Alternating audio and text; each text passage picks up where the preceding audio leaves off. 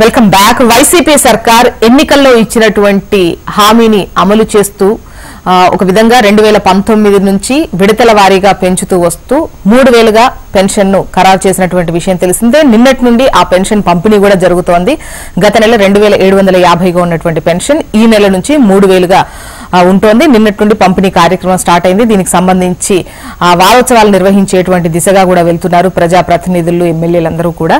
అంటే వాళ్ల ద్వారా ఈ పంపిణీ చేసేటువంటి కార్యక్రమానికి శ్రీకారం చుట్టారు. కాకినాడలో ఈ పంపిణీకి సంబంధించి పెన్షన్ పంపిణీకి సంబంధించి కార్యక్రమంలో సీఎం జగన్ పాల్గొంటారు.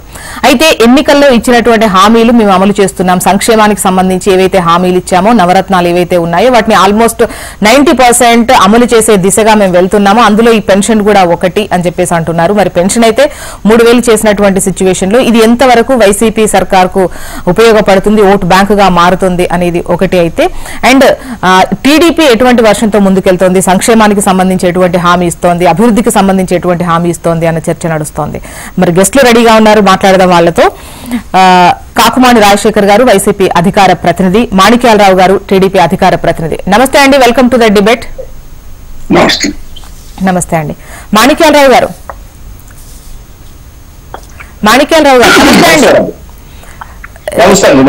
నమస్తే అండి. నిన్నటి నుండి 3000 రూపాయల పెన్షన్ అయితే పంపిణీ చేస్తున్నారు. ముఖ్యంగా ఈ పెన్షన్ 3000 రూపాయలు ఈ పంపిణీ, దీనిపైన ఏంటి మీ వాయిస్ ఏంటి, మీ వర్షన్ ఏంటి? నమస్కారం అండి జోషా గారు, మీకు రాజశేఖర్ గారికి, వీక్షకులందరూ కూడా నూతన సంవత్సర శుభాకాంక్షలు. నమస్తే అండి. పెన్షన్ జగన్మోహన్ రెడ్డి కొత్తగా ఇచ్చేదేం కాదు. సంక్షేమ పథకాల్లో భాగంగా ఎవరైతే పేదలు, బడుగు బలహీన వర్గాలకు సంబంధించినటువంటి వాళ్ళు, అట్టడుగులు పడి ఉన్నటువంటి వాళ్ళకి వృద్ధాప్యం వచ్చిన తర్వాత వాళ్ళని ప్రభుత్వం ఆదుకోవాలనే ఉద్దేశంతో pension scheme తీసుకొచ్చిందే Telugu Desam party, NT Ramarao గారు. పెన్షన్ స్కీమ్ మొదట్లో 20 రూపాయలు, 25 రూపాయల నుంచి మొదలుపెట్టి అది 30 రూపాయలు, 40 రూపాయలు, 75 రూపాయలు, తర్వాత 200 రూపాయలు. ఒక్కసారి మాత్రం రాజశేఖర రెడ్డి గారి టైంలో 200 రూపాయలు, 75 200 రూపాయలు చేసినట్టున్నారు. మళ్ళా 200 రూపాయలది 2000 రూపాయలు చేసినటువంటి ఘనత తెలుగుదేశం పార్టీదే. తెలుగుదేశం పార్టీ ఎప్పటి నుంచో దాదాపు 40 ఏళ్ల నుంచి తెలుగుదేశం పార్టీనే ఈ పెన్షన్ స్కీమ్ తీసుకొచ్చి అమలు చేస్తా ఉంది. మధ్యలో వచ్చేటువంటి రాజశేఖర రెడ్డి గారు కానివ్వండి, మిగతా ఎవరు కూడా దాన్ని ఎటువంటి డిస్టర్బ్ చేయకుండా కొనసాగిస్తూ ఉన్నటువంటి పరిస్థితి ఎవరైనా ఒప్పుకొని తీరాల్సిందే. కాకపోతే ఇప్పుడు జగన్మోహన్ రెడ్డి 2019 ఎన్నికల్లోకి వచ్చేటప్పుడు నేను పెన్షన్ గురించే నేను మాట్లాడతా ఉన్నాను. పెన్షన్ ని అధికారంలోకి వస్తే 2000 రూపాయలు ఉన్నటువంటి పెన్షన్ ని 3000కి ఇస్తానని చెప్పాడు. ఆ తర్వాత అధికారంలోకి వచ్చిన తర్వాత నేను 3000 ఇస్తాను అని అనలేదు, 3000కు పెంచుతూ పోతానని చెప్పినటువంటి పరిస్థితి మనమందరం కూడా చూసాం. సరే, 3000 రూపాయలు ఎట్లా పెంచుతారా అని చూస్తే మొదటి సంవత్సరంలో 250 రూపాయలంట, మూడో సంవత్సరంలో 250 రూపాయలు, ఇట్లా సంవత్సరానికి 250 రూపాయలు చొప్పున పెంచుకుంటూ పోతామని చెప్పి అవి కూడా పెంచకుండా మధ్యలో 1 సంవత్సరం 2 సంవత్సరాలు ఎత్తేసి మళ్ళీ ఇప్పుడు చివరిలో చేసినటువంటి పరిస్థితి. ఇప్పుడు కూడా మేము చేస్తా ఉంటే వాస్తవానికి 3000 రూపాయలు చొప్పున కనుక ఇస్తా ఉంటే ప్రతి ఒక్కరికి దాదాపు 3000 రూపాయలు, 30,000 రూపాయలు అదనంగా ఇప్పటికే వచ్చిండే. ప్రతి లబ్ధిదారుడికి 30,000 రూపాయలు అదనంగా వచ్చిండే. ఈ 30,000 రూపాయలు కూడా వాళ్ళ దగ్గర నుంచి లాక్కోవడానికి ప్రతి సంవత్సరం 250 రూపాయలు పెంచుకుంటూ పోతామనేటువంటి పరిస్థితి. దాదాపు 50 నుంచి 60 లక్షల మందికి మేము గతంలో ఇస్తా ఉంటే కేవలం ఇప్పుడు 50 లక్షలకి తీసుకొచ్చి పెన్షన్ దారులు 50 లక్షలకి తగ్గించి 10 లక్షల మందికి దాదాపుగా పెన్షన్ ఎత్తేసినటువంటి పరిస్థితి కనపడుతుంది. వాళ్ళు చెప్తున్న లెక్క దేశంలోనే ఏపీలో అంటే పెన్షన్ దారులు 66.54 లక్షల మంది ఉన్నారు. ఇది రికార్డ్ అని చెప్పేసి వైసీపీ నేతలు అంటున్నారు. వాళ్ళు చెప్పే మాటలు లేనది, వాళ్ళు చెప్పిన మాటలే కదా. 3000 రూపాయలు ఇస్తాను అని అందెవరు, అధికారంలోకి వచ్చిన వెంటనే 3000 ఇస్తాము అని అందెవరు, వాళ్ళే కదా. అంటే వాళ్ళు చెప్పే మాటలకి చేసే పనులకి పొంతన ఎక్కడా ఉండదు. ఏ విషయాన్నైనా తీసుకోండి, మీరు పెన్షన్ స్కీమ్ తీసుకుంటారా, ఇసుక తీసుకుంటారా, అమరావతి తీసుకుంటారా, ప్రత్యేక హోదా తీసుకుంటారా, ఇంకొకటి తీసుకుంటారా, ఈ రాష్ట్రంలో ప్రభుత్వం చేయాల్సినటువంటి పనుల విషయంలో వాళ్ళు ఏదైతే చెప్పారో వాళ్ళు చెప్పిందే చేయలేకపోతా ఉన్నారు, అబద్ధాలు చెప్తా ఉంటారు. కానీ నేను ఉదాహరణ 50 లక్షలకి మించి ఇవ్వటం లేదు. ఆ 7 లక్షల చిల్లర పెన్షన్ దారుల్ని ఎత్తిపడేశారు. మొదటి రోజు నుంచి 3,000 రూపాయలు ఇస్తా ఉన్నారు. చివరికి ఈ రోజు ఇంకా 3 నెలలు ఉంది. అంటే 3 నెలలు వాళ్ళు 3,000 రూపాయలు చొప్పున ఎన్ని నెలలు ఇవ్వతా ఉన్నారు? ఇంకో 3 నెలలు ఇస్తారు 3,000 రూపాయలు చొప్పున. అంటే ఇది కదా వాళ్ళు చెప్పిన మాటే కదా. కాబట్టి వాళ్ళు ప్రతిదీ చెప్పేది ఒకటి, చేసేది ఒకటి.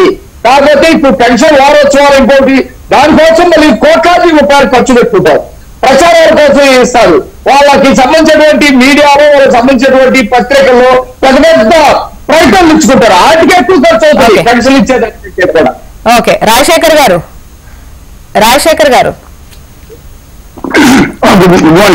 గుడ్ మార్నింగ్ అండి. చెప్పండి, పెన్షన్స్ కు సంబంధించి అంటే 3,000 ఇస్తామన్నారు, విడతల వారీగా చేశారు, ఎట్ టైం ఇవ్వకుండా. అదొకటి అయితే ఇప్పుడు ఈ వారోత్సవాల ఇదిలో కూడా పెద్ద మొత్తంలో ఖర్చు చేస్తారు అని చెప్పేసి అంటున్నారు. అండ్ ఎన్నికలు వస్తున్నటువంటి టైంలో అంటే ప్రజా ప్రతినిధులు వీటికి సంబంధించి వాటిల్లో పాల్గొనడం కావచ్చు, అంటే వెళ్లి అమౌంట్ ఇవ్వడం కావచ్చు, హ్యాండ్ టు హ్యాండ్. సో ఇవన్నీ కూడా వైసీపీ తన వైపు తిప్పుకునేందుకే అన్నటువంటి విమర్శలు వస్తున్నాయి.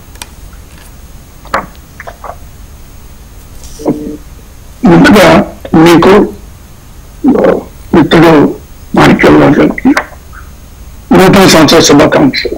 థ్యాంక్ యూ అండి, happy new year. Thank you. ఇప్పుడు ఈ పెన్షన్స్ అనేటువంటిది 66,34,000 మందికి పెన్షన్ ఇస్తుంది ఈరోజు ప్రభుత్వం. అంటే ఇప్పుడు మేము అధికారంలోకి వచ్చిన తర్వాత గతం కంటే ఎక్కువగా పెన్షన్ ఇస్తున్నటువంటి పరిస్థితులు మనం చూస్తా ఉన్నాం. గతంలో పెన్షన్ ఇవ్వాలంటే తెలుగుదేశం పార్టీ అధికారంలో ఉన్నప్పుడు ఎవరైనా పెన్షన్ దారుడు ఎవరైనా చనిపోతే అది ఆ ప్లేస్ లో మరొకరికి పెన్షన్ ఇవ్వడం తప్పితే కొత్తగా పెన్షన్స్ ఇస్తున్న పరిస్థితులు ఆ రోజుల్లో లేవు. అది చాలా స్పష్టంగా నాకు తెలుసు. స్వయంగా నేను అనేక సందర్భాల్లో పెన్షన్ల గురించి అధికారుల్ని అడిగిన సందర్భంలో ఖాళీలు లేవనే అంటారు. పెన్షన్ అనేటటువంటి దానికి ఖాళీ ఉండడానికి సంబంధం లేదు. మరి ఎవరైతే చనిపోతే ఆ ప్లేస్ లో పెట్టడం ఏంటి? ఎంతమంది అర్హులు ఉంటే అంతమందికి పెన్షన్ ఇవ్వాల్సిన పరిస్థితులు ఉన్నాయి. సో అలాంటి పరిస్థితులు లేకుండా మేము అర్హులైనటువంటి ప్రతి ఒక్కరికి కూడా పెన్షన్ ఇవ్వడం అనేటువంటిది మరి ఈ రాష్ట్రంలోనే జరుగుతుంది. దేశంలో ఎక్కడ కూడా మరి 66,36,000 మంది పెన్షన్లు ఇస్తున్నటువంటి పరిస్థితి ఏ రాష్ట్రంలో కూడా లేని పరిస్థితి. అయితే దీని మీద ఓటు బ్యాంక్ గా వాడుకోవాలనే ఆలోచన మాకు లేదు. ఇప్పుడు వాళ్ళని ఆదుకోవాల్సినటువంటి అవసరం ఉంది తప్పితే వాడుకోవాల్సినటువంటి అవసరత లేదు. మేము అలా ఆలోచన చేయటం లేదని తెలియజేస్తా ఉన్నాం. తర్వాత ఈ పెన్షన్స్ అనేటువంటిది పెంచుతా ఉన్నారు. అంటే ఒకసారిగా పెంచలేదు, దశల వారీగానే పెంచుతామన్నాం. దశల వారీగానే పెంచి చేసి చూపించాం అన్నమాట. గతంలో ఆ పరిస్థితి లేదు కదా. వాళ్ళు పెంచింది లేదు, ఇచ్చింది లేదు. వాళ్ళు ఇచ్చిందే మరి ఈ రోజు 3,000కి మేము ఇస్తామన్నాం. వాళ్ళు ఏం చేశారు? మేము అధికారంలోకి వస్తే 2,000 ఇస్తామని గతంలో వాళ్ళు మాట్లాడటం జరిగింది. ఏది ఏమైనా రాజకీయంగా మాట్లాడాల్సినటువంటి అవసరం లేదు. రాజకీయ ప్రయోజనాలను ఆశించి మేము చేయడం లేదు. ఈ రాజకీయ ప్రయోజనాలు ఆశించేటువంటి ఆలోచన కూడా మాకు లేదు. అన్ని రంగాల్లో ఉన్నటువంటి పేదవాళ్ళని, మరియు ముఖ్యంగా ఎస్సీ, ఎస్టీ, బీసీ, మైనార్టీలు, అగ్రవర్ణాల్లో ఉన్నటువంటి పేదల్ని ఆదుకోవాలనేటువంటి ఆలోచన కొత్త నిశ్చయంతో ఈరోజు ప్రభుత్వం పనిచేస్తా ఉంది. తర్వాత పబ్లిసిటీ కోసం డబ్బు ఖర్చు పెడుతున్నారు. పబ్లిసిటీ కోసం డబ్బు ఖర్చు పెట్టినటువంటి చరిత్ర చంద్రబాబు నాయుడు గారికి మీకు తెలుసు కదా. రాజధాని నిర్మాణం కోసం అని చెప్పేసి దగ్గర మరి ఇక్కడ ఆ రోజు 200 కోట్ల పైబడి ప్రారంభోత్సవాలు అని చెప్పి శంకుస్థాపనకి ఖర్చు పెట్టినటువంటి చరిత్ర. బిజినెస్ సమ్మిట్ అని చెప్పేసి 300 కోట్ల రూపాయలు విశాఖపట్నంలో పెట్టి ఇతర దేశాల నుంచి వ్యాపారస్తులను రప్పించి వాళ్ళ టికెట్లు కొట్టి మరి తీసుకొచ్చి మరి 20 లక్షల కోట్ల పెట్టుబడులు, 40 లక్షల ఉద్యోగాలంటే ఒక పైసా వచ్చింది లేదు, పెట్టుబడులు పెట్టింది లేదు, ఉద్యోగాలు వచ్చింది లేదు. అలా డబ్బు మరి దుర్వినియోగం చేసిన పరిస్థితులు ఉన్నాయి. మరి ఇక్కడ ప్రత్యేక హోదా కోసమని ఏదో దీక్ష అనేటువంటిది కూడా చేపట్టి దగ్గర 100 కోట్ల రూపాయలు వాళ్ళ పార్టీ కార్యక్రమంలో ఆ రోజు దీక్ష చేస్తున్నామని చెప్పి రాష్ట్రం కోసం అని వాళ్ళకి అధికారం ఉన్నప్పుడు చేసినటువంటి ఇలాంటి ఎన్నో ఉన్నాయి. ఇప్పుడు మన పోలవరం ప్రాజెక్టుకు సంబంధించి కూడా పోలవరం ప్రాజెక్ట్ లో వాళ్ళు పూర్తి కాకముందే మరి బస్సులు పెట్టి జనాలను తీసుకెళ్లి అక్కడ భజనలు చేయించుకొని మరి అక్కడ అదొక పబ్లిసిటీ కార్యక్రమం. వాళ్ళు అక్కడే డబ్బు ఖర్చు పెట్టిన 100 కోట్లు ఖర్చు పెట్టిన పరిస్థితులు ఉన్నాయి. కాబట్టి ఇలాంటివన్నీ ప్రజాధనము దుర్వినియోగం చేసినటువంటి చరిత్ర మరి చంద్రబాబు నాయుడు గారి తెలుగుదేశం పార్టీ. అంటే ఇటువంటి కార్యక్రమాల నిర్వహణలో అధికార పక్షానికే ఆ ఫెసిలిటీ ఉంటుందేమో. గత ప్రభుత్వమైనా ఏ ప్రభుత్వమైనా కూడా ముఖ్యంగా అధికారిక కార్యక్రమాల్లో ముఖ్యంగా రాజకీయంగా ఉపయోగించుకునేటువంటి అవకాశాలు అంటే ఫెసిలిటీ ఉండొచ్చు అండి. నేను కాదంటే ఉండొచ్చు, ఉన్నంత మాత్రం దాని దుర్వినియోగం కాకూడదు అనేది నేను మాట్లాడుతున్నాను. 100 కోట్ల రూపాయలు దుర్వినియోగం అవుతా ఉంది. కాకపోతే ఈ పెన్షన్ సంబంధించిన ప్రతి కార్యక్రమానికి ఏదైతే ప్రభుత్వం చేపడుతుందో, ఏదైతే ప్రజలకు సంక్షేమ కార్యక్రమాలు అందిస్తుందో వాటికి సంబంధించి అధికారిక కార్యక్రమం ఒకటి జరగాలి. కాబట్టి ఖచ్చితంగా ప్రతి స్కీమ్ కూడా మరి అధికారిక కార్యక్రమాలు జరగడం అనేటువంటిది ఆనవాయితీగా జరుగుతూనే ఉంది. కొత్తగా ఇప్పుడు జరుగుతున్న విషయం ఏం కాదు. కాకపోతే గతంలో మరీ విపరీతంగా అడ్డగోలుగా దుర్వినియోగం చేసిన పరిస్థితి నుంచి ఈ రోజు అవసరమైన మేరకు ఖర్చు పెట్టి కార్యక్రమాలు చేస్తున్నటువంటి ప్రభుత్వం వైఎస్ఆర్ కాంగ్రెస్ పార్టీలు వైఎస్ జగన్మోహన్ రెడ్డి. లక్ష్మణ్ గారు, ఉప్పాల లక్ష్మణ్ గారు సీనియర్ జర్నలిస్ట్ కూడా జాయిన్ అయ్యారు. నమస్తే అండి, welcome to the debate. Lakshman గారు సార్ అన్మ్యూట్ చేయండి. చెప్పండి సార్, నిన్నటి నుంచే ఈ 3000 పెన్షన్ అనేది పంపిణీ చేయడం అయితే స్టార్ట్ అయింది. విడతల వారీగా 250 పెంచుతూ 3000గా చేశారు. సో 8 రోజులు కూడా వీటికి సంబంధించిన ఉత్సవాలు చేస్తున్నారు. అంటే ఏదైతే హామీ ఇచ్చామో అది నెరవేర్చినటువంటి సర్కార్ మాది అని చెబుతూ అటు YCP, at the same time వీటికి సంబంధించి 3000 ఇస్తామన్నారు, అది కూడా విడతల వారీగా ఇచ్చారు. ఆ విధంగా కూడా పంపిణీదారులు నష్టపోయారు. మరోవైపు వారోత్సవాల పేరిట కూడా డబ్బు ప్రజల డబ్బే ఖర్చు పెట్టి ఉత్సవాలు జరుపుతున్నారు. పంపిణీ చేసేటువంటి డబ్బు కన్నా ఈ ఖర్చు ఎక్కువ అవుతోంది అని చెప్పేసి అటు టీడీపీ నుంచి విమర్శలు. దీనికి సంబంధించి మీ ఒపీనియన్ ఏంటి? ఏది ఏమైనా పెన్షన్ పెంచుతూ రావటం అన్నది అంటే వాళ్ళు ఏదైతే మేనిఫెస్టోలో పెట్టి ఏదైతే చెప్పారో దాని ప్రకారమే చేస్తున్నారు.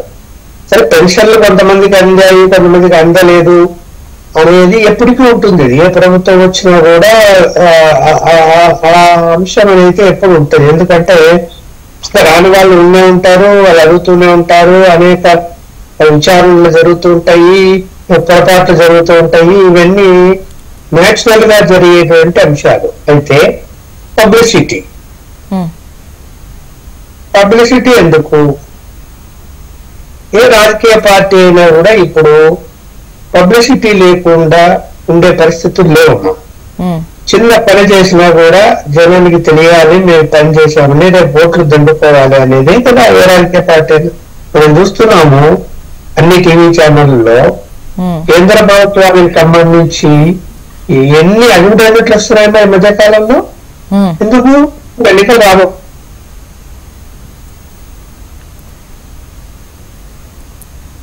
లక్ష్మణ్ గారు నా వాయిస్ వినిపిస్తోందా? రాజకీయ చైతన్యము ఇవన్నీ రావటము ఇప్పుడు ఎన్టీ రామారావు పార్టీ పెట్టడం వలన కదా పరిస్థితులన్నీ మారయ్యాయి. ఆంధ్రప్రదేశ్ లో కాంగ్రెస్ పార్టీకి యొక్క చేతుల్లో నుంచి ప్రాంతీయ పార్టీ అధికారానికి తీసుకోవడం అనేది జరిగింది కదా. ఏమైనా పబ్లిసిటీ విషయంలో ఎవరైనా తక్కువ కాదు. ఇప్పుడు జగన్మోహన్ రెడ్డి గారు ఏమైనా చంద్రబాబు నాయుడు లాగా పబ్లిసిటీ కాస్త దూరంగా ఉంటాడేమో అని అనుకుంటే ఆయన పత్రికా విలేకరులకు దూరంగా ఉన్నాడేమో, కానీ పబ్లిసిటీకి దూరంగా ఏమీ లేడు. ఇప్పుడు నా ప్రైవేట్ ఆస్తికి సంబంధించిన డాక్యుమెంట్లలో కూడా ఆయన ఫోటో పెట్టుకోవడం అన్నది దాన్ని ఏమంటాం మరి ఇప్పుడు ప్రభుత్వం పట్టా ఇస్తుంది, ఆ పట్టా మీద కూడా ఆ ఫోటో ఎప్పుడు చూడలేదు. గతంలో ఇన్ని సంవత్సరాలే గతంలో పట్టాలు తీసుకునేటువంటి పరిస్థితి ఉంది. కానీ ముఖ్యమంత్రి ఫోటో దాంట్లో డ్రాయింగ్ పెట్టి అందువల్ల ఏంటంటే అది దాని ఏమంటే పబ్లిసిటీ కోసమే కదా. పబ్లిసిటీ ఎందుకు? ఇప్పుడు ప్రజా సంక్షేమ కార్యక్రమాలకి మీరు ప్రాధాన్యత ఇచ్చారు. ఆర్థిక లోటు ఉన్నా కూడా ఆదుకుంటాం, పేదలు ఉన్నారు, ఇస్తారు, అప్పులు తీసుకొచ్చారా, ఎట్లా చేశారో ఫైనాన్షియల్ మేనేజ్మెంట్ చేసుకుంటూ ఇస్తూ వస్తున్నారు మాట ప్రకారము. మాట తప్పలేదు, అది బాగానే ఉంది. కానీ ఇంత పబ్లిసిటీలో ఇప్పుడు చూస్తున్నాం కదా పత్రికల్లో. మరి ఒకప్పుడు ఒక అడ్వర్టైజ్మెంట్ వస్తేనే చంద్రబాబు పిచ్చి అని చెప్పి అలా ఈ విధంగా వేసుకుంటున్నాడు పేపర్లు ఫోటోలు అని విమర్శ చేసేవాళ్ళు. రాజశేఖర్ గారు ఉన్నప్పుడు విమర్శ చేసేవాడు ఆయన. ఇప్పుడు ఏమైంది, ఇప్పుడు అంతకంటే అంతకు మించే కనిపిస్తుంది. ఇప్పుడు మనము పబ్లిసిటీకి సంబంధించిన ఖర్చు బయట పెట్టమనండి. తెలుగుదేశం హయాంలో గతం వదిలేయండి, గత 5 సంవత్సరాలు చంద్రబాబు నాయుడు ఎంత ఖర్చు పెట్టాడు, ఇప్పుడు ఈ 4.5 సంవత్సరాలు జగన్మోహన్ రెడ్డి గారు ఎంత ఖర్చు పెట్టారో బయటికి చెప్పమనండి. ఎవరు ఎక్కువ? ఖచ్చితంగా ఎక్కువ ఉంటుంది, ఎక్కువ 2 గంటలు ఉంటుంది, గ్యారంటీ ఉంటుంది. అన్ని విధాలుగా ఎక్కడ ఏ కోణంలో కూడా పబ్లిసిటీని వదలటం లేదు. ఎందుకు ఇంత అభద్రత? పబ్లిసిటీ అవసరం. జగన్మోహన్ రెడ్డి గారు అంటే తెలియని వ్యక్తి ఉన్నారా? ఫ్యాన్ గుర్తు అంటే తెలియని వ్యక్తి ఉన్నారా? చంద్రబాబు నాయుడు అంటే తెలియని వ్యక్తి ఉన్నారా? ఓటర్స్ మైండ్ లో ఈ నాయకులు అనే వాళ్ళు ఉన్నారు. ఉన్న తర్వాత ఇంక అంత పరాకాష్ఠకు పబ్లిసిటీ కోసం మర్చిపోవద్దనేమో ఏ పార్టీ అయినా కూడా.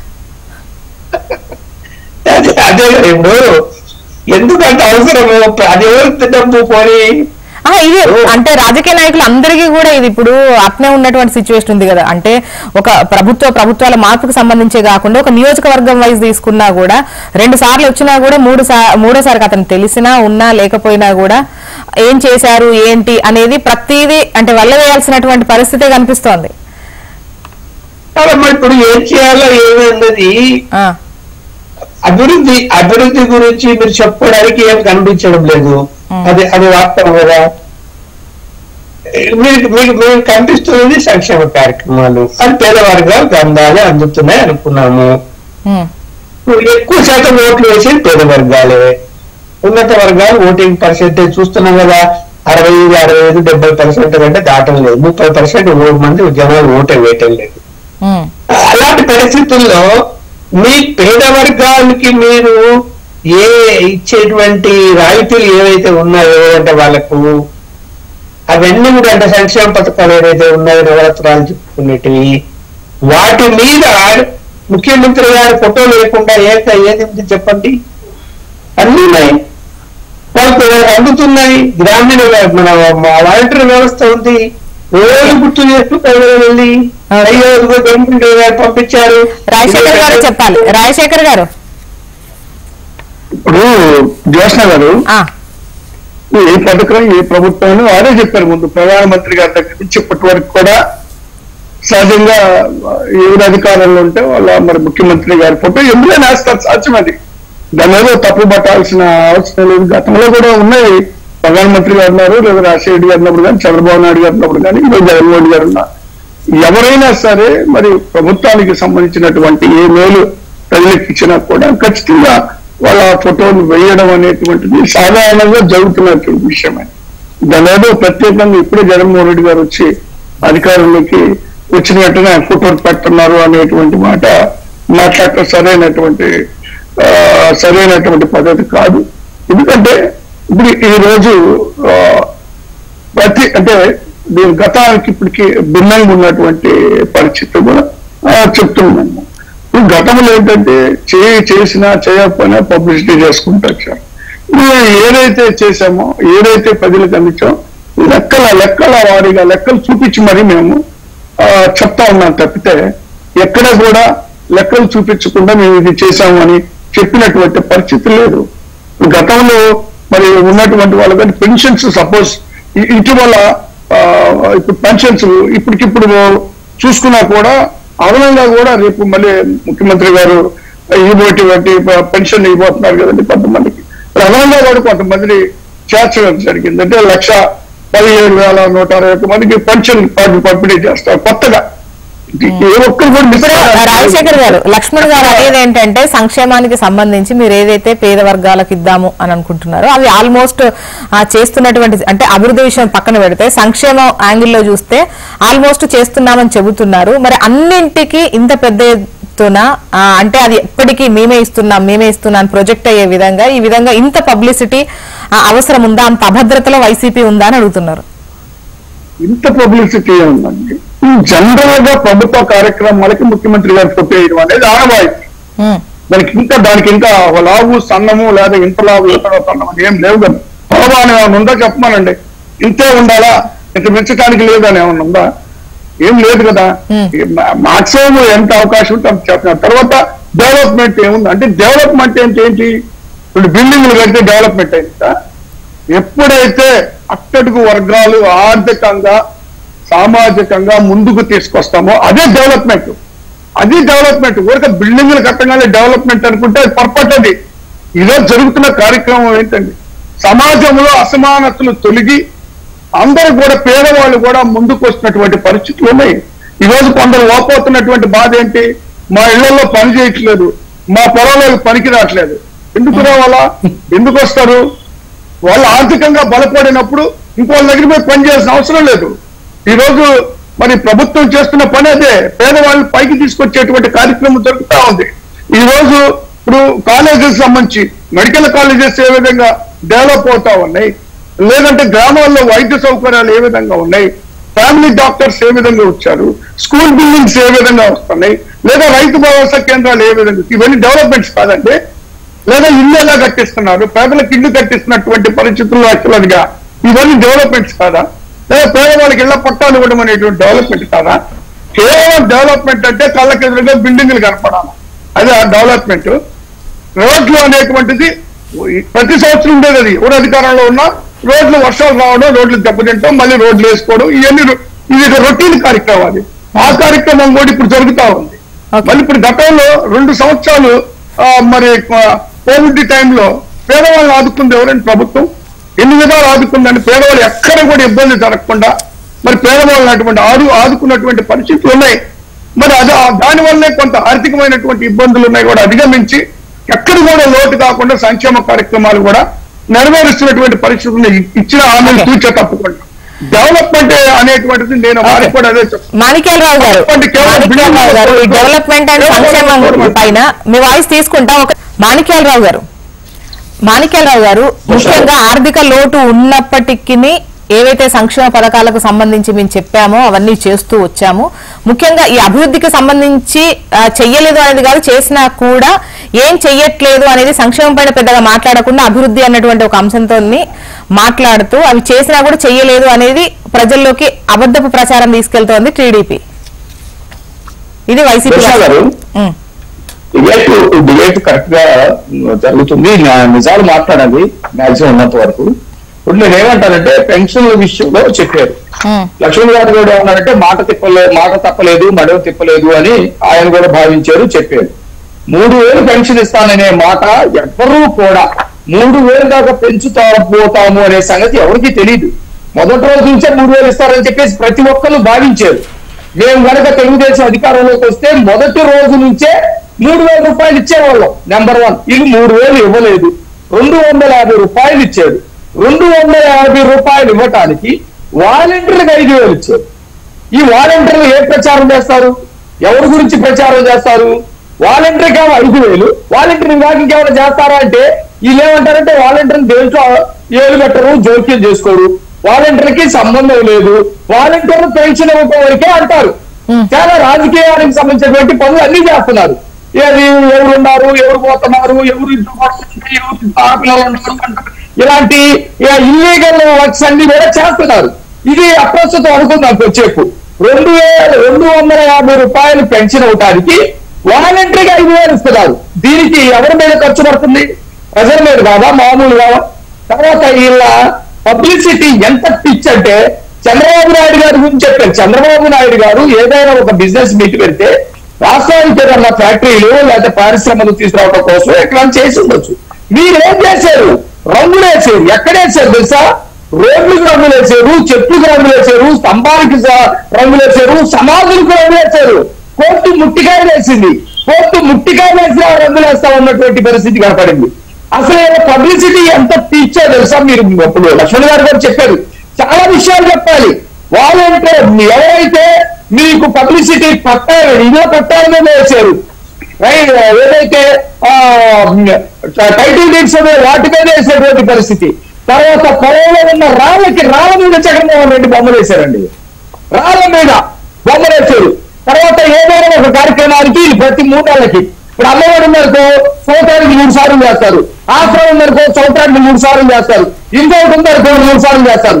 వాళ్ళకి ఇచ్చే డబ్బులు కంటే వీళ్ళ పేపర్ ప్రకటనలకి దాదాపు 1000 కోట్ల రూపాయలు సాక్షికీరు వాళ్ళకి సంబంధించినటువంటి పేపర్ కి కొన్ని 1000 కోట్ల రూపాయలు ఇచ్చారు. అవి ఎక్కడ కూడా తీసుకురమ్మంటే టైం లేదు కాబట్టి ఇప్పుడు చెప్పలేము. కొన్ని 1000 కోట్లు ఇచ్చారండి. సమాజంలో రాళ్ళలాగా రాళ్ళ మీద కూడా పబ్లిసిటీ పట్టాలి. ఇంకెక్కడ ఎందుకండి డెత్ సర్టిఫికేట్ తీసుకోండి. డెత్ సర్టిఫికేట్ మీద కూడా సరిపోయినట్టు ఫోటో ఉంటుందో ఉండదో తెలియదు కానీ జగన్మోహన్ రెడ్డి గారి ఫోటో డెత్ సర్టిఫికేట్ల మీద జగన్ మరణాలకు సంబంధించినటువంటి వాటి మీద కూడా ఉన్నటువంటి పరిస్థితి. ఇక వీళ్ళు ఆర్థికంగా డెవలప్మెంట్ కి ఏది ఈ వీళ్ళకి సంక్షేమానికి అభివృద్ధికి తేడా తెలియనటువంటి పరిస్థితి. అభివృద్ధి ఎట్లా ఉంటది? రోడ్లు బాగుంటే అభివృద్ధి వస్తుంది. లేకపోతే మంచి మంచి ఫ్యాక్టరీలు వస్తే పారిశ్రామీకరణ జరిగితే అభివృద్ధి వస్తుంది. వీళ్ళు చెబుతా ఉన్నారు పొలంకి వెళ్తలేదంట. కూలి వాళ్ళు పొలంకి వెళ్తలేదంట. వాళ్ళు అసలు పనికి వెళ్ళేటువంటి పరిస్థితి లేకుండా అభివృద్ధి అయిపోయారట. ఎక్కడ సాధ్యపడింది అంటే మాటలు చెప్పొద్దు. మనం వాళ్ళకి నిజం చెప్పాలా. వాళ్ళ ఆదాయం తలసరి ఆదాయం ఏ విధంగా పెరిగింది? పొలాలు రోజు పనికి వెళ్తుంటే కూలి పెరిగితే తలసరి ఆదాయం పెరిగింది. ఫ్యాక్టరీలో ఉద్యోగాలు చేస్తూ ఎక్కువ జీతాలు వస్తే తలసరి ఆదాయం పెరిగింది. తలసరి ఆదాయం పెరగటం వల్ల పేదరికం పోయింది. కానీ వీళ్ళు పేదరికం పోవటానికి ఏం చేశారు? ఒకళ్ళందరంటే వైసీపీ లాంటి మేధావులు పేదలు లేకుండా చేస్తామని చెప్పేసి అన్నారంట. ఈలాంటి వాళ్ళు నాలాంటి వాళ్ళు లక్ష్మణరావు గారు లాంటి అమాయకులు మాత్రం ఏమనుకున్నారంటే పేదరికం లేకుండా పేదలు లేకుండా చేస్తామంటున్నారు అంటే పేదలు మొత్తం అభివృద్ధి అయిపోతారని చెప్పేసి మనంతా కలలు కంటే పేదలను చంపేసి పేదలు లేకుండా చేసామన్నారంట. ఈ రోజు మీకు వాళ్ళకి ఈ రోజు 10 లక్షల వాయిస్ తీసుకుంటారు. ఒక్క నిమిషం అండి. 10 లక్షల కోట్ల రూపాయలు అప్పు తెచ్చి ఆ అప్పులో కొద్ది భాగాన్ని సంక్షేమాల పేరు మీద ఇస్తూ మిగతా వాళ్ళ జేబుల్లో వేసుకుంటూ అభివృద్ధి జరిగింది అని చెప్పి ఎట్లా చెప్తారు? సంక్షేమానికి జోష్ణ గారు ఇప్పటి వరకు మరి మిత్రుడు ఓకదప్పుడు ఉపన్యాసం లాగే ఉంది. అంత ఉన్నాయి అని చెప్పుకోవచ్చు. అసలు ఏది ఏమైనా ఇప్పుడు మేము పెన్షన్ ఇస్తామండి. దశల వారీగా 3000 పెన్షన్ ఇస్తామన్నది మా మేనిఫెస్టోలో మేము పెట్టినటువంటిది. అది నెరవేర్చాం. కానీ వాలంటీర్స్ మీద అలా దుర్మార్గంగా మాట్లాడటం అనేటువంటి మంచి పద్ధతి. వాలంటీర్స్ ఇల్లీగల్ వర్క్ చేస్తున్నారు అని మాట్లాడి. ఎందుకంటే ఇల్లీగల్ వర్క్ చేయాలి, దోపిడీ చేసింది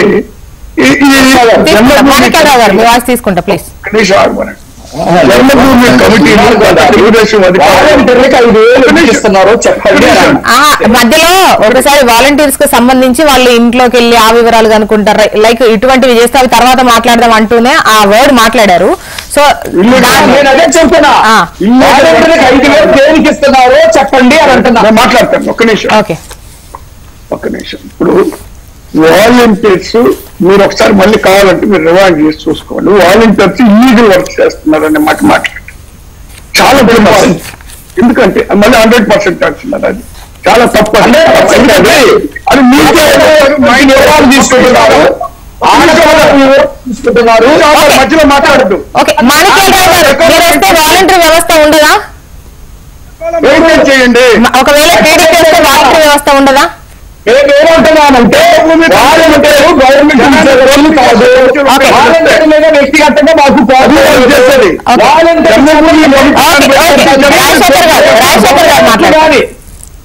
నేను ఒక్క నిమిషం, నాకు నా టైం కంప్లీట్ మాట్లాడు.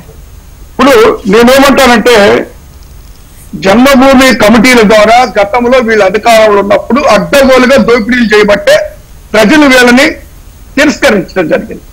మేము అలా చేయటం లేదండి. వాలంటీర్ వ్యవస్థ పాపం వాళ్ళకి ఇస్తుందంటే గౌరవ వేతనం ఒక 5,000 రూపాయలు వాళ్ళకి ఇస్తుంది. వాళ్ళు ఒక రకంగా మాట్లాడాలంటే వాళ్ళు సేవ చేస్తున్నటువంటి వాళ్ళు, బంధువులు బాగా చదువుకున్న వాళ్ళు ఉన్నారు, మన ఇంట్లో వాళ్ళు ఉంటారు, పక్కింట్లో వాళ్ళు ఉంటారు, అంతా మన పిల్లలే ఉంది. అక్కడ వాళ్ళని ఇల్లీగల్ వర్క్ చేస్తున్నారంట అనేటువంటి దుర్మార్గమైనటువంటి మాట. అంటే టీడీపీ పిచ్చి పరాకాష్ఠకి చేరింది. అదే వాళ్ళని ఆ విధంగా మాట్లాడటం అనేటువంటిది. ఏది ఏమైనా ఇప్పుడు వాలంటీర్ వ్యవస్థ ద్వారానే ఈ రోజు సర్టిఫికెట్లు కానివ్వండి, లేదా అవసరమైన ప్రతి ఒక్కటి డెత్ సర్టిఫికేట్, బర్త్ సర్టిఫికేట్ కానీ, ఇంకో సర్టిఫికేట్, ఇన్కమ్ కానీ ఏదైనా వాళ్ళు ఇంటికి తీసుకొచ్చిస్తున్నారు. వాళ్ళు ఏం చేస్తున్నారు అన్నదానికి సమాధానం చెప్తున్నా. వాళ్ళు ఆఫీసుల చుట్టూ తిరిగేటువంటి పరిస్థితి లేదు. కొంతమంది పెన్షన్ పెద్దవాళ్ళు ఉంటారు, ముసలి వాళ్ళు ఉంటారు, లేవలేనటువంటి వాళ్ళు, కదలలేనటువంటి వాళ్ళు అసలు గతంలో ఏంటంటే అక్కడికి వెళ్ళి క్యూలో నిలబడాలా. గతం తెలుగుదేశం అధికారులు పోయి క్యూలో నిలబడి ప్రెసిడెంట్ ఆఫీస్ దగ్గర పోయి డబ్బులు తెచ్చుకోవాలా.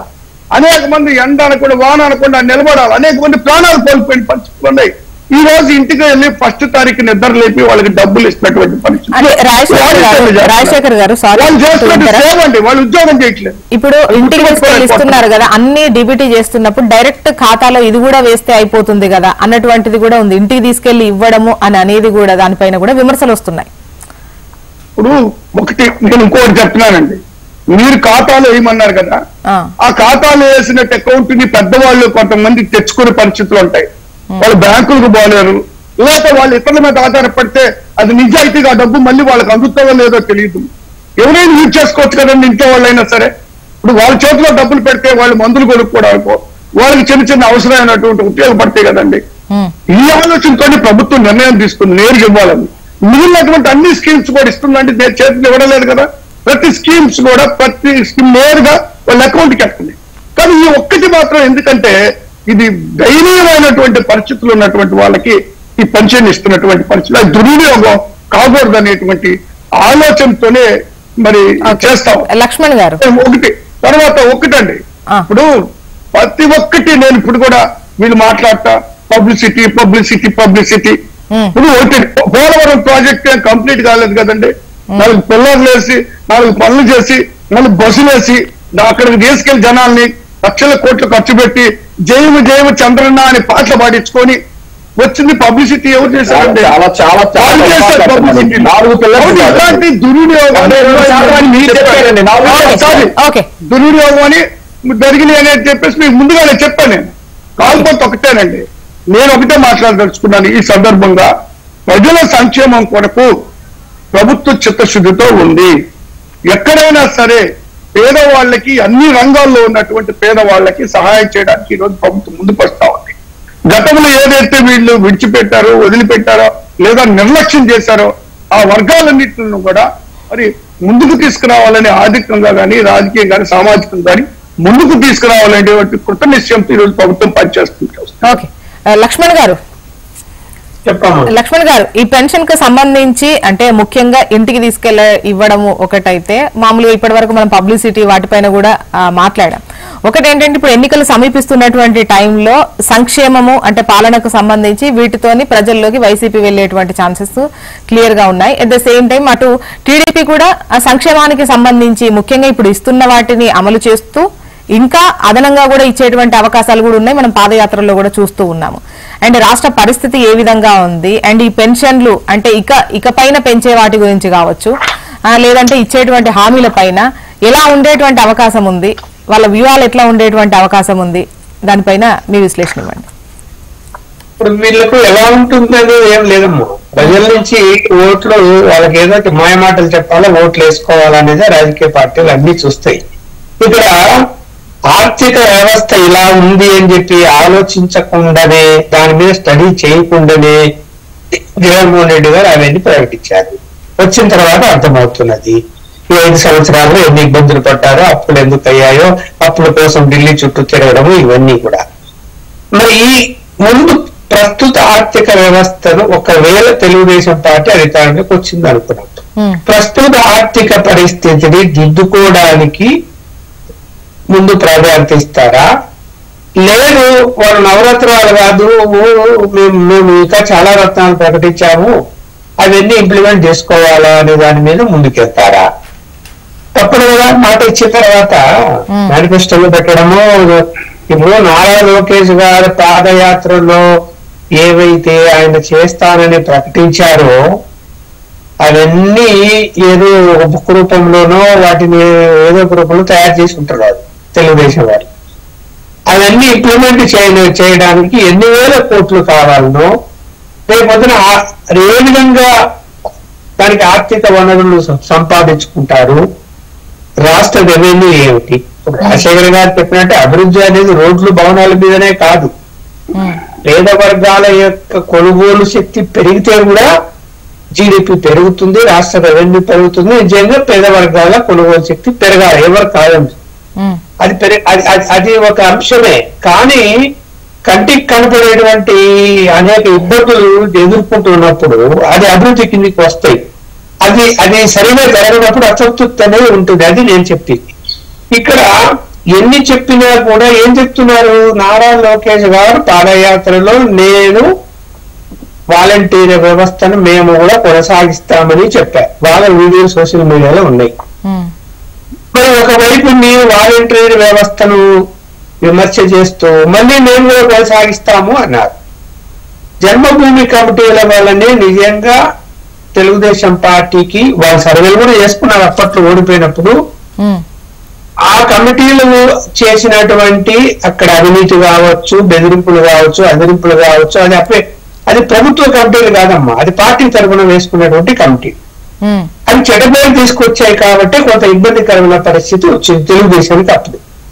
ఇప్పుడు వాలంటీర్ వ్యవస్థ కూడా ఒకవేళ వాళ్ళు కూడా తప్పులు చేసి అవినీతికి పాల్పడి పెన్షన్ ఇచ్చేటప్పుడు డబ్బులు తీసుకొని ఇవన్నీ ఎక్కడన్నా చేశారు అనుకున్నాం. అనేక తప్పులు కూడా వాళ్ళు కూడా చేసినట్టు మనకు వార్తలు వస్తున్నాయి, చూసాము. ఎన్ని చేయాలనో ఎన్ని ఘోరాలు చేయాలో అన్ని ఘోరాలు కొంతమంది చేస్తున్నారు. సరే, వ్యవస్థను మనము బాగుపరచలేము. ఎందుకంటే ఎంత పెద్ద స్ట్రిక్ట్ గా చట్టాలున్నా, ఎంత పెద్దగా పైనుంచి ఆదేశాలున్నా, అది నా ఉద్యోగం పోతుందనే భయాలు వాళ్ళకు లేవు. ఎందుకంటే తప్పు చేయాలనుకున్నవాడు చేస్తూనే ఉన్నాడు. లక్షలు తీసుకున్నటువంటి జీతాలు తీసుకున్నటువంటి ప్రభుత్వ ఉద్యోగులు అవినీతి నిరోధక శాఖ పట్టుబడడం లేదా, పట్టుబడుతున్నారు కదా. కాబట్టి ఈ వ్యవస్థలో అది నేచురల్ గా జరుగుతున్నాయి, కాదని నేను అనటం లేదు. మొత్తం వ్యవస్థ తప్పుపట్టాల్సిన అవసరం లేదు. ఉపయోగమా లేదా వాలంటీర్ వ్యవస్థ? ఇప్పుడు ఒక వృద్ధుడు నిజంగా ఏంటంటే బయటికి పోలేని పరిస్థితి ఉంటది. ఎవరికో పక్కింటి వాళ్ళకు ఈ ఇంట్లో ఎవరు లేని పరిస్థితి ఉంటుంది. పిల్లలు ఎవరో చదువుకోవడము, ఎవరో ఉద్యోగాలు వెళ్ళిపోయింటారు అనుకున్నాం. పక్కింటి వాళ్ళకి ఇస్తే వాడు మిస్యూజ్ చేయడమే గ్యారంటీ ఏమో, తెచ్చియాలి కదా, వాడు ఎందుకు తెచ్చిస్తాడు? కాబట్టి ఇంటికి పోయి ఇవ్వడం వృద్ధులకు అనేది వాళ్ళకు ఉపశమనం. అయ్యో రేపు 1వ తేదీ వచ్చింది, రేపు పొద్దున్న మా డబ్బులు తీసుకొస్తున్నారు, మనం ఖర్చు పెట్టుకోవాలి, మందులు కొనుక్కోవాలి, డబ్బు వస్తున్నది అని ఒక ఆశతో వాళ్ళు అక్కడే ఉంటారు. అది ఏమీ తప్పు పట్టడం లేదమ్మా. అది వాళ్ళకి ఇంటికి పోయి ఇవ్వడం అనేది, దాని వలన ఇంటికి ఇచ్చినంత మాత్రాన వెళ్ళి వాళ్ళను ఓట్లు వేయమని ప్రభావం చూపుతారు. మీరు ఓట్లు వేయమని పెన్షన్ ఇవ్వని అంటారు. అంటే అవి కూడా జరుగుతాయి. ఎప్పుడు జరగలేదు. ఏ రాజకీయ పార్టీ ఓటర్లను వాళ్ళ వైపు తిప్పుకోవటానికి ఓటాడడానికి ఏ పార్టీ కూడా మినహాయింపు అయితే ఉండదు. ఎక్కడుందమ్మా? ఎవరు బెదిరించలేదు. జన్మభూమి కమిటీలు సామాన్యంగా బెదిరించాయా? గ్రామాలకు పోయి సర్వే చేయండి. నేను పోయి సర్వే చేయండి. నేను మాట్లాడిన వ్యక్తిగా చెప్తున్నది వాళ్ళు. నేను కూడా గ్రామాలకు వెళ్ళాను అప్పట్లో. వెళ్తే అక్కడ పరిస్థితులు అలా ఉన్నాయి. దాన్ని అవగాహన చేసుకోకుండా, దాన్ని దిద్దుకోకుండా ముందుకు పోవటం వలన అలా జరిగింది తెలుగుదేశం పార్టీకి.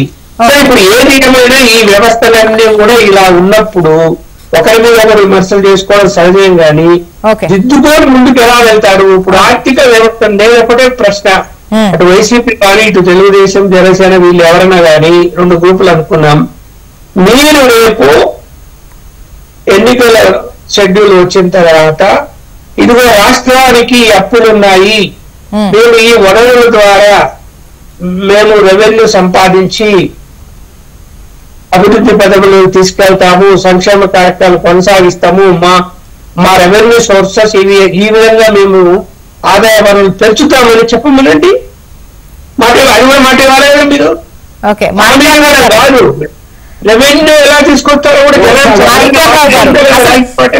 ఏ పార్టీ అయినా ఇటువంటి అవకాశం ఉందా? ప్రస్తుతం ఆర్థిక వ్యవస్థ ఈ విధంగా ఉంది, ఇంత రావాలి, ఈ విధంగా తీసుకొస్తాం అంటే ఒక క్లియర్ కట్ గా ఇది చేస్తాము అనేది ఒక లెక్క ప్రకారం ప్రజల్లోకి వెళ్లేటువంటి అవకాశం ఉంటుందా? లేదంటే మేము వస్తే దీనికి అదనంగా ఇది చేస్తామని మాత్రమే చెప్పే అవకాశం ఉంటుందా?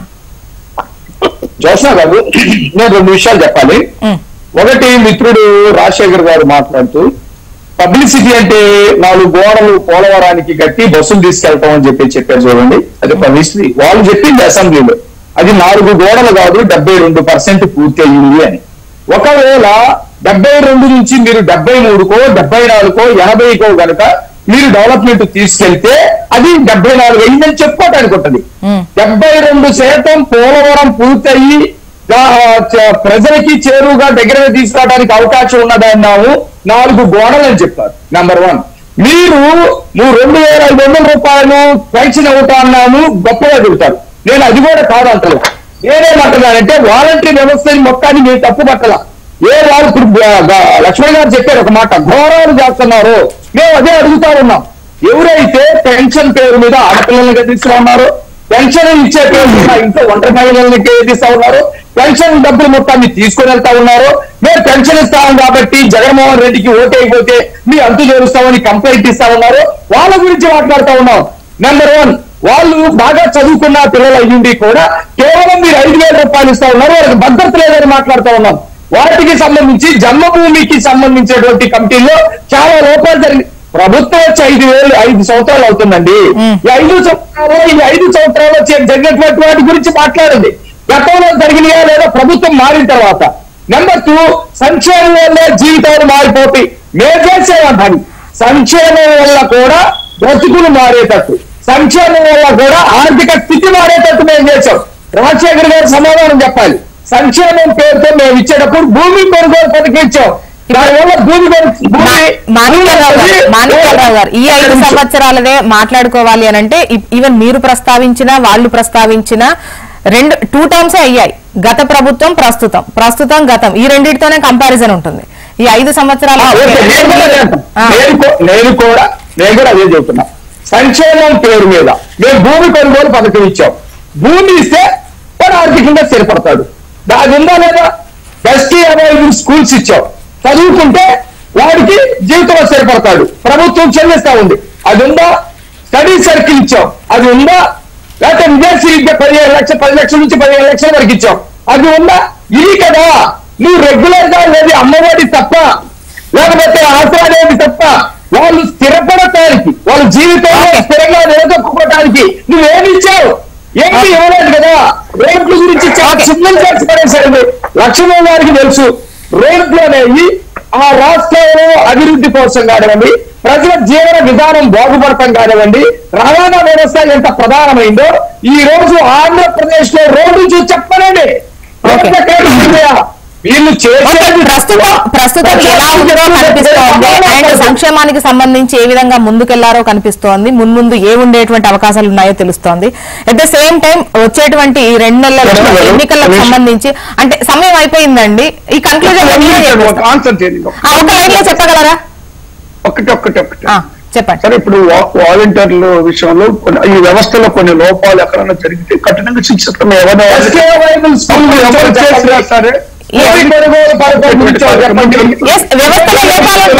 ప్రజల వల్ల ఓటు ద్వారా చెబుతారు. ఓటు ద్వారా ఆ క్లారిటీ వచ్చేస్తుంది మనకు. అది ఎంతో దూరం లేదు 2-3 నెలలు అటువంటి ఘోరాలు అలాంటి జరిగితే కనుక ప్రజలేం చూస్తూ ఊరుకొని భరించేటువంటి సిచ్యువేషన్ ప్రస్తుత కాలంలో అయితే లేదు అని చూద్దామండి. థ్యాంక్ యూ సో మచ్ అండి డిస్కషన్ లో పార్టిసిపేట్ చేసినందుకు. రాజశేఖర్ గారు, మాణిక్యాలరావు గారు, లక్ష్మణ్ గారు, థ్యాంక్ యూ అండి. ఇది వాళ్ళ న్యూస్ అనాలిసిస్. చూస్తూనే ఉండండి హెచ్ఎం టీవీ. వార్త ఆగదు.